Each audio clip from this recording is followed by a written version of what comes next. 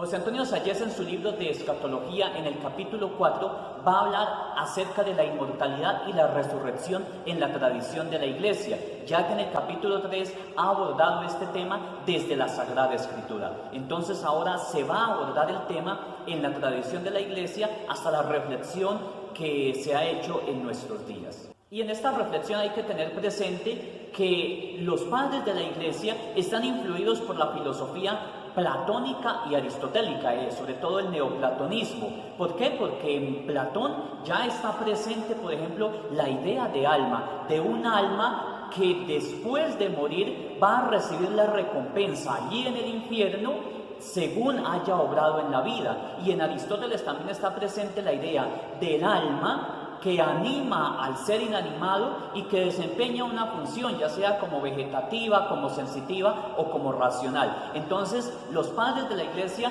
van a estar influidos por esta filosofía que les va a ayudar también a realizar su reflexión, que no va a ser propiamente una reflexión ya filosófica, sino que va a ser una reflexión bíblico-dogmática, según las enseñanzas de Cristo que se han consignado en la Escritura. Estos padres de la Iglesia entonces viven ya en una esperanza de la resurrección, de la segunda venida de Cristo, de esa resurrección final que incluye la resurrección del cuerpo que muere, que se corrompe en la sepultura, pero que resucitará en la segunda venida de Cristo. También ya está presente en ellos la idea de que después de la muerte se da el encuentro con Cristo, y pensemos sobre todo en aquellos cristianos que eran perseguidos y que eran martirizados, daban su vida, preferían morir porque estaban convencidos de que al morir se encontrarían con Jesucristo, que les recompensaría por haber ofrecido su vida a causa del Evangelio. En los padres predicemos entonces está la idea de la inmortalidad del hombre, pero también del hombre como unidad de cuerpo y alma. Se va a dejar de lado la idea que tenía Platón del dualismo de cuerpo y alma, en la cual el cuerpo es la cárcel del alma, y ahora se va a decir el hombre es una unidad de cuerpo y de alma. Y esta alma es inmortal porque viene de Dios y es un don de Dios. Asimismo, el cuerpo ya no es la cárcel del alma, sino que este cuerpo resucitará al final de los tiempos en virtud de la resurrección del mismo Cristo que ha resucitado. La resurrección de Cristo ya la ven como paradigma de la resurrección del creyente, del cristiano. Hay una unidad numérica entre el cuerpo que enterramos con el cuerpo que resucita. También tienen presente la idea de que en la segunda venida de Cristo se va a dar la retribución plena, suprema. En este sentido, los padres sitúan la resurrección del cuerpo en la segunda venida de Cristo, y que allí se va a dar la retribución suprema. No obstante, la persona a morir ya recibe una retribución según lo que haya obrado en la vida. En este espacio, mientras sea la segunda venida de Cristo, entonces ya se puede hablar de una escatología intermedia, y aquí ya se va al paso también para hablar del purgatorio. Este pensamiento de los padres obviamente también influye en el pensamiento de las escuelas de Antioquía y Alejandría. Clemente, por ejemplo, ya habla con claridad de la purificación de las almas después de la muerte, y sigue las mismas ideas que ya tenían los padres, de la misma manera Orígenes. Sin embargo, en Orígenes hay un punto a flaquear, y es su doctrina de la apocatástasis o la restauración universal, en cuanto que según él, todos los que están allí condenados en el infierno, incluso el diablo, en la segunda venida serán perdonados, enmendados, y todos irán para el cielo. En este sentido nos podemos dar cuenta cómo la filosofía puede ocasionar también de que se lleve a la herejía, a doctrinas que se contraponen a la ortodoxia que vienen manteniendo los padres de la Iglesia. San Agustín, siguiendo la ortodoxia de los padres anteriores a él, también va a mantener la doctrina acerca de que el hombre no es solo cuerpo y no es sola alma, sino que es un compuesto de cuerpo y alma, pero más que un compuesto es una unidad sustancial. Sin embargo, San Agustín va a defender el traducianismo, es decir, que el alma viene de los padres. Esto lo hace en el momento que intenta explicar la doctrina del pecado original. Entonces se recurre al traducianismo para justificar la herencia y la transmisión del pecado. Asimismo, en él encontramos la doctrina de la masa dannata, es decir, el conjunto, el grupo, la humanidad que forma una masa que ha sido dañada, perjudicada por el pecado. La caída de todos los hombres en virtud del pecado original y la humanidad como una humanidad que está condenada, pero también esa humanidad que es redimida por la sangre de Cristo. Punto a resaltar en la enseñanza de San Agustín será la existencia del libre albedrío. Este hombre, a pesar de que ha caído en el pecado, tiene la libertad y es capaz de aceptar o rechazar la gracia que precisamente le permite salir de ese pecado. En esta misma época tenemos los símbolos de fe y nos vamos a encontrar, por ejemplo, con el Concilio 11 de Toledo, con la profesión de León X. Estos símbolos van a rechazar la idea de que la resurrección tenga lugar en una carne aérea o una carne distinta de la que el hombre tiene en el momento de morir.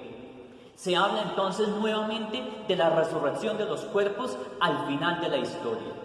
Asimismo, estos credos van a mantener la enseñanza o dan paso a la enseñanza de una escatología intermedia del alma entre el momento de la muerte y el momento de la resurrección final. Y como vimos anteriormente, ahí se da paso para que se pueda hablar del purgatorio. En la Edad Media y el Renacimiento nos encontramos con Santo Tomás, que también va a mantener esta misma ortodoxia, esta misma fe que ya tenían los padres de la Iglesia. Teniendo de fondo la filosofía aristotélica, concibe el alma también como forma del cuerpo, pero la diferencia está en que esta alma con el cuerpo constituye una única sustancia espiritual. ¿Por qué? Porque el alma tiene un actus essendi propio, por lo cual no depende del cuerpo para existir. Asimismo, durante esta época, el Concilio Lateranense va a hablar de la retribución después de la muerte. Y el Concilio II de León va a fijar la doctrina acerca del purgatorio, no como un lugar, sino como un medio de purificación para alcanzar el cielo.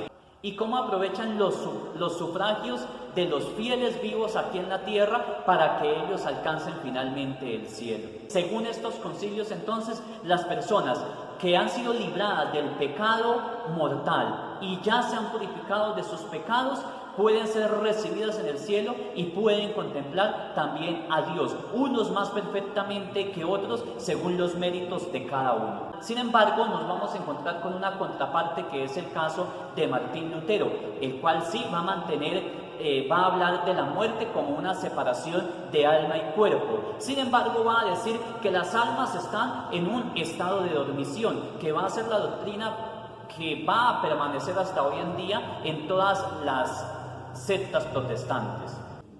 El mismo Lutero después llega a negar la doctrina del purgatorio, por lo cual Trento le tocará nuevamente reafirmar lo que ya se había dicho en el Segundo Concilio de León acerca del purgatorio y de su existencia.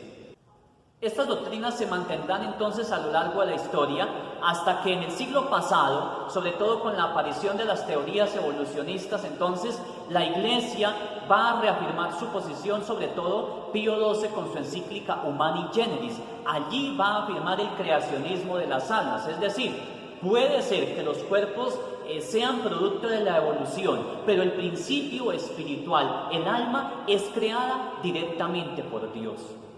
Asimismo, el magisterio reciente, sobre todo con el Concilio Vaticano II, va nuevamente a tocar y a reafirmar la restauración prometida que ya ha comenzado con la venida de Cristo y que se culminará en su segunda venida.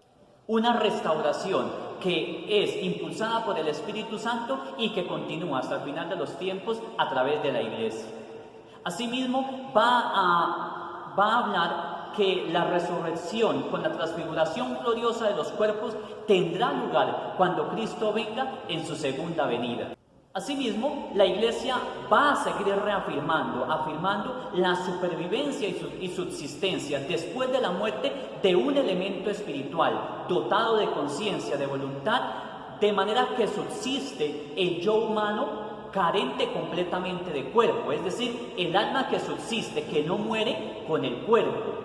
También va a reafirmar la doctrina de la comunión de los santos, una comunión de los que participan de la misma caridad divina, es decir, la unión de la misma y única Iglesia en sus tres estados, en el estado celestial, en el estado purgante y en el estado peregrinante. Hay que tener presente algunas cuestiones teológicas con las cuales la Iglesia ha respondido a ciertas cuestiones que se han presentado en el siglo pasado y en este siglo. Sobre todo, volver a reafirmar que nuestra resurrección tiene en la de Cristo su paradigma, su fundamento. Así como Cristo resucitó, nosotros también resucitaremos a semejanza de Él. Asimismo, va a ratificar la doctrina de la Iglesia la continuidad entre el cuerpo enterrado y el cuerpo resucitado. No es un cuerpo distinto, sino que resucitamos con este cuerpo que morimos. Es la doctrina que San Pablo mantiene en sus cartas. Se siembra un cuerpo terrenal, corruptible, y resucita un cuerpo espiritual y glorioso. Como conclusiones generales, aparte de las ya mantenidas por los padres, podemos decir entonces que las almas entran en plena retribución desde el momento de la muerte. Como conclusiones generales, aparte de las que ya mantienen los padres, podemos ratificar entonces algunas, como que las almas entran en plena retribución en el momento de la muerte y que tendrán la retribución suprema en la segunda venida de Cristo. Asimismo, que se defiende la unidad sustancial de cuerpo y alma, no el dualismo platónico de cuerpo y alma que están en continua oposición. Lo mismo, de la misma manera que el cristianismo reconoce en el cuerpo una propia subsistencia que le viene por la creación y que no es del alma. Así decíamos que el alma tiene un acto esencial que subsiste independiente del cuerpo. El cuerpo también subsiste a partir del acto de la misma creación. Y finalmente, una conclusión para tener en cuenta y que me parece de gran importancia es el culto de la reliquia de los santos, cuyo fundamento está en la esperanza de la resurrección. Conservamos las reliquias de los santos con la firme esperanza de que ese cuerpo resucitará glorioso en la segunda venida de Cristo.